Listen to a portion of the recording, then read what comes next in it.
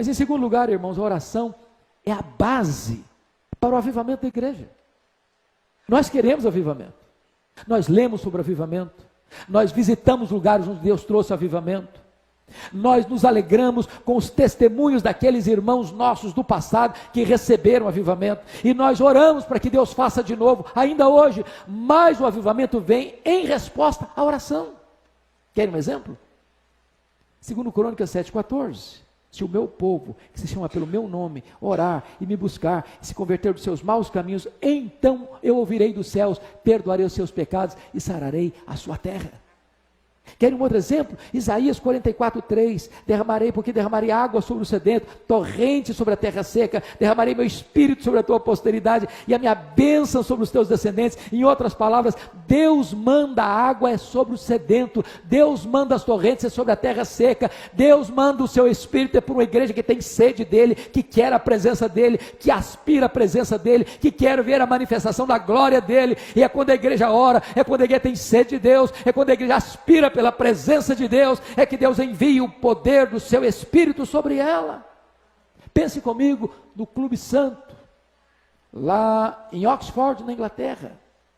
A Inglaterra estava uma igreja falida, fruto do racionalismo francês, do iluminismo europeu. Havia uma onda de ateísmo varrendo as igrejas, os pregadores não acreditavam mais na inerrância das escrituras, as igrejas estavam como que um vale de ossos secos, não havia vigor na igreja, não havia brilho nos olhos das pessoas, as igrejas se reuniam, mas não tinha gente nos bancos, os púlpitos completamente descomprometidos, pregadores pregavam sermões mortos para auditórios vazios e sonolentos, quando de repente Deus levantou um grupo de estudantes na Universidade de Oxford, para orar por avivamento. Lá estava John Wesley, lá estava George Whitefield, lá estava Carlos Wesley, e eles oraram, e eles confessaram os seus pecados, e eles buscaram a Deus, e eles choraram diante de Deus, e eles clamaram pelas madrugadas, e numa noite de vigília de 31 de dezembro de 1739, às 3 horas da madrugada, enquanto aqueles moços estudantes oravam, os céus se fenderam, Deus derramou sobre eles poderosamente o Espírito Santo, e este avivamento varreu toda a Inglaterra, centenas de milhares de pessoas convertidas, porque um grupo de estudantes começa a buscar a Deus em oração.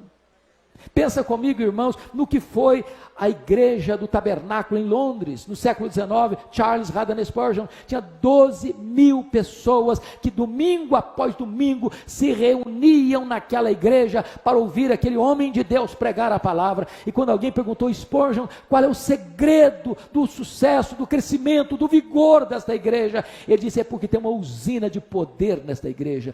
Toda segunda-feira essa igreja se reúne para orar, derrama-se diante de Deus em oração. Todo culto, quando eu estou pregando aqui, tem um grupo de irmãos aqui embaixo, orando, clamando, chorando, rogando a Deus para que revista esta igreja com o poder do Espírito Santo. Meus amados irmãos, não há poder, não há avivamento sem oração.